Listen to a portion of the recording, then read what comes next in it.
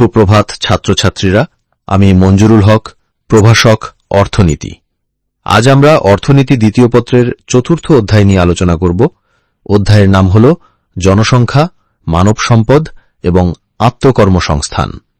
Sir, জনসংখ্যা তো আমাদের দেশের একটা বড় সমস্যা, তাই না? হ্যাঁ, অবশ্যই। বাংলাদেশের প্রেক্ষাপটে জনসংখ্যা একটি গুরুত্বপূর্ণ বিষয়। তবে শুধু সমস্যা হিসেবে দেখলে চলবে না। পরিকল্পিত জনসংখ্যা কিন্তু মানব সম্পদে পরিণত হতে পারে। মানব সম্পদ মানে কি স্যার? মানব সম্পদ হল একটি দেশের মানুষের দক্ষতা, জ্ঞান, সক্ষমতা এবং উদ্ভাবনী ক্ষমতা।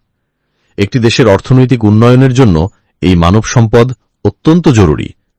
যদি আমাদের বিশাল জনসংখ্যাকে প্রপার শিক্ষা, প্রশিক্ষণ ও স্বাস্থ্যের মাধ্যমে দক্ষ করে তুলতে পারি, তবে তারা দেশের জন্য মূল্যবান সম্পদে পরিণত হবে। কিন্তু স্যার, আমাদের দেশে তো অনেকেরই ভালো শিক্ষা বা প্রশিক্ষণের সুযোগ নেই। তোমার কথাটা ঠিক। এখানেই আসে মানব সম্পদ উন্নয়নের গুরুত্ব। সরকার এবং বিভিন্ন বেসরকারি সংস্থা এক্ষেত্রে কাজ করছে। শিক্ষার মান উন্নয়ন, বৃত্তিমূলক প্রশিক্ষণ, স্বাস্থ্যসেবার প্রসার, এই সবকিছুই মানব সম্পদ উন্নয়নের অংশ। আত্মকর্মসংস্থান বিষয়টা কি স্যার? আত্মকর্মসংস্থান মানে হল অন্যের অধীনে কাজ না করে নিজের উদ্যোগে কোনো কাজ বা ব্যবসা শুরু করা। এর মাধ্যমে একজন ব্যক্তি শুধু নিজের কর্মসংস্থান তৈরি করে না, অন্যদের জন্যও সুযোগ সৃষ্টি করতে পারে। আমাদের এলাকায় অনেকেতে ছোট ছোট ব্যবসা করে, যেমন দোকান চালায় বা হস্তশিল্প তৈরি করে। এগুলো কি আত্মকর্মসংস্থানের উদাহরণ? একদম, এগুলো সবই আত্মকর্মসংস্থানের উদাহরণ। ছোট পরিসরে হলেও তারা নিজেদের দক্ষতা ও পুঁজি ব্যবহার করে জীবিকা নির্বাহ করছে এবং অর্থনীতিতে অবদান রাখছে। সরকারও এখন আত্মকর্মসংস্থানকে উৎসাহিত করার জন্য বিভিন্ন ধরনের ঋণ ও প্রশিক্ষণ কর্মসূচি চালু করেছে। স্যার, জনসংখ্যা কিভাবে আত্মকর্মসংস্থানে বাধা হতে পারে? দেখো, যদি দেশে বেকারত্বের হার বেশি থাকে, তাহলে আত্মকর্মসংস্থানের উপর চাপ বাড়ে। কারণ সবাই যখন চাকরির সুযোগ না পেয়ে নিজেরাই কিছু করার চেষ্টা করে, তখন প্রতিযোগিতা বেড়ে যায়।